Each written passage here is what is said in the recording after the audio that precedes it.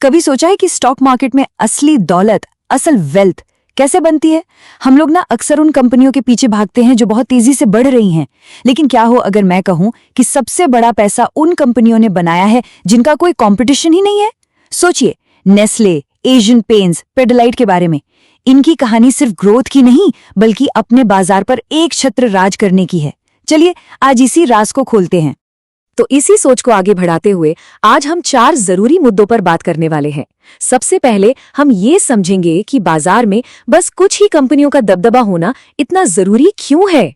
फिर हम कुछ ऐसे इंडस्ट्री लीडर्स को देखेंगे जिन्होंने ये करके दिखाया है। हम ये भी जानेंगे कि ये दबदबा किस्मत से नहीं बल्कि एक सोची समझी स्ट्रैटेजी से बनता है। और आखिर में हम ये समझेंगे कि बाजार पर कंट्रोल रखने का असली मतलब क्या होता है। तो चलिए सबसे पहले और सबसे जरूरी सवाल से शुरू करते हैं कि आखिर ये कंपटीशन इतना मायने क्यों रखता है। देखिए, जब किसी इंडस्ट्री में बस कुछ ही बड़े खिलाड़ी होते हैं ना, तो नियम भी वही बनाते हैं। इसी को कुछ का बोलबाला या पावर ऑफ फ्यू कहते हैं, और यही लंबी अवधि में वेल्थ बनाने की पहली सीढ़ी है। तो असली सवाल यही है, स्टॉक्स में लगातार वेल्थ बनाने का सीक्रेट क्या है?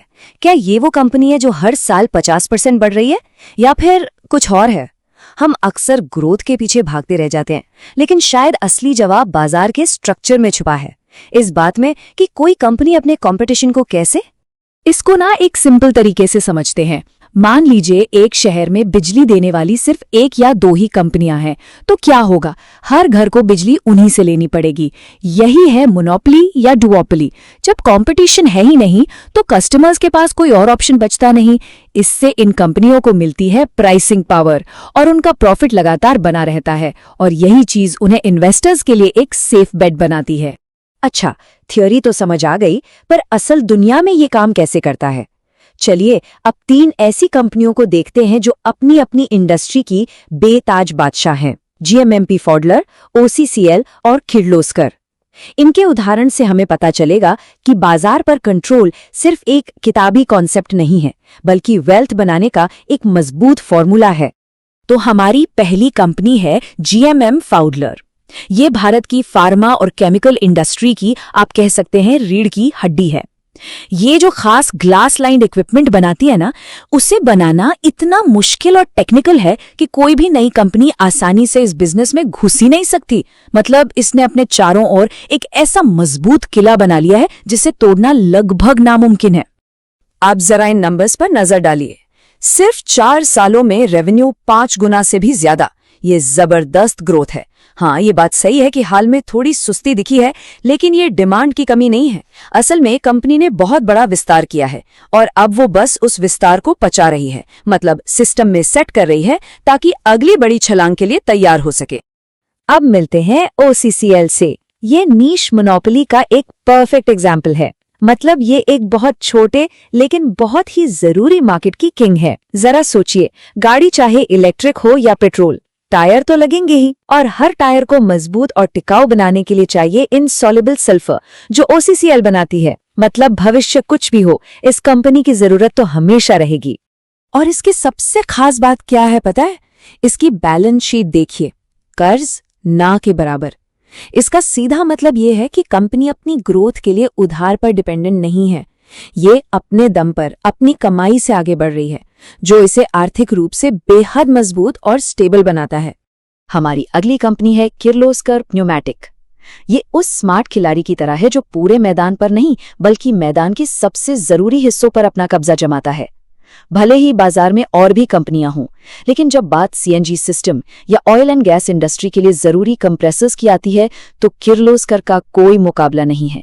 इसने इन खास हिस्सों में अपनी मोनोपोली बना ली है। और इनके दबदबे का सबसे बड़ा सबूत इनकी क्लाइंट लिस्ट देखिए। जब देश की सबसे बड़ी तेल कंपनियां, बड़े बड़े पीएसयूज और यहां तक कि इसरो जैसी संस्थाएं भी किसी पर भरोसा करती हैं, तो ये सिर्फ बिजनेस नहीं रह जाता, ये क्वालिटी और भरोसे की गारंटी बन जाता है। इन क्लाइंट्स को आप सिर्फ सस्ते दाम देकर नहीं जीत सकते, इसके लिए सालों का भरोसा और बेजोड़ टेक्नोलॉजी चाहिए। तो हमने देखा कि कुछ कंपनियां अपनी यूनिक प्रोडक्ट की वजह से लीडर बनती हैं। अब हम 3 और कंपनियों को देखेंगे, नोसेल, ग्राइंडवेल और केफिन। इन्होंने अपनी मोनोपोली किसी एक प्रोडक्ट से नहीं बल्कि एक सोची समझी स्ट्रैटेजी और बाजार की बनावट से बनाई है। ये है डोमिनेंस बाय डिजाइन। तो हमारी लिस्ट में अगली कंपनी है NOCIL, जो टायर इंडस्ट्री की एक और मजबूत कड़ी है। ये टायर को मजबूती और लंबी लाइफ देने वाले जरूरी केमिकल्स बनाती है। लेकिन इसकी कहानी OCCL से थोड़ी अलग है। इसका बिजनेस साइक्लिकल है, मतलब इसमें उतार चढ़ाव आते रहते हैं। तो सवाल यह है कि ये इस चैलेंज से कैसे निपटती है, और इसका जवाब इस स्लाइड में छुपा है। देखिए, रेवेन्यू में उतार चढ़ाव है जो इस इंडस्ट्री में आम बात है, लेकिन सबसे जरूरी बात पर ध्यान दीजिए, कर्ज लगभग 0।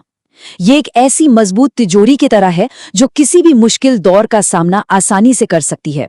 ये कंपनी बाजार के उतार चढ़ाव से डरती नहीं, बल्कि उसके लिए हमेशा तैयार रहती है।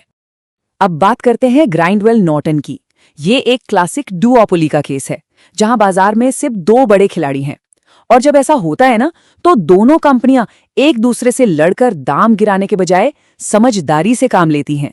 वो प्राइस वॉर नहीं करती, जिससे दोनों को अच्छा और स्टेबल प्रॉफिट मार्जिन मिलता रहता है। इस स्लाइड को देखिए, रेवेन्यू लगातार बढ़ रहा है, लेकिन सबसे कमाल की बात है EBITDA मार्जिन एकदम स्थिर 21% पर टिका हुआ। बिजनेस कितना भी बड़ा हो जाए, प्रॉफिटेबिलिटी कम नहीं होती। ये मजबूत प्राइसिंग पावर का सबसे बड़ा सबूत है, और एक इन्वेस्टर के लिए ऐसी कंसिस्टेंसी किसी खजाने से कम नहीं होती। हमारी आखिरी केस स्टडी है केफिन टेक्नोलॉजीज। ये एक ऐसी डुओपोली में है जहां नए कॉम्पिटिटर का आना लगभग नामुमकिन है। क्यों?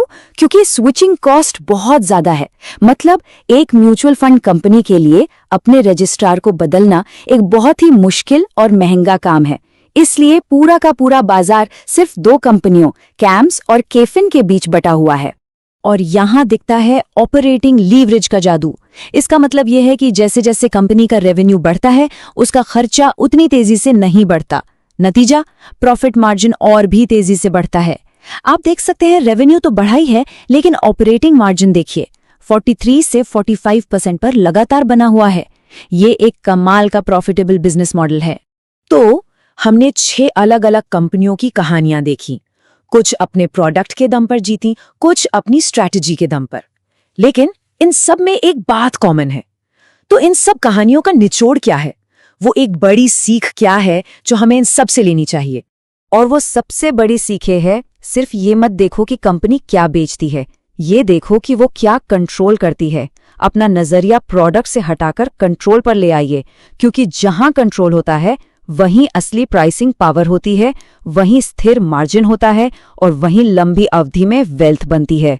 तो एक मोनोपोली बिजनेस का ब्लूप्रिंट क्या है? इसमें 4 चीजें होती हैं। पहला, ऊंचे एंट्री बैरियर, जिससे नए खिलाड़ी आसानी से आ नहीं सकते। दूसरा, बहुत ही लिमिटेड कंपटीशन। तीसरा, अपनी मर्जी से दाम तय करने की पावर। और इन तीनों का नतीजा होता है चौथा पॉइंट, अनुमानित कंपाउंडिंग, यानी लंबी अवधि में लगातार वेल्थ क्रिएशन। तो अब सवाल यह है, इन सभी बातों को ध्यान में रखते हुए अगला ऐसा अछूत बिजनेस कौन सा होगा जिसे खोजा जा सकता है? याद रखिए, स्टॉक मार्केट में सबसे अच्छी कहानियां अक्सर ग्रोथ के शोर में नहीं, बल्कि कंट्रोल की खामोशी में छिपी होती हैं।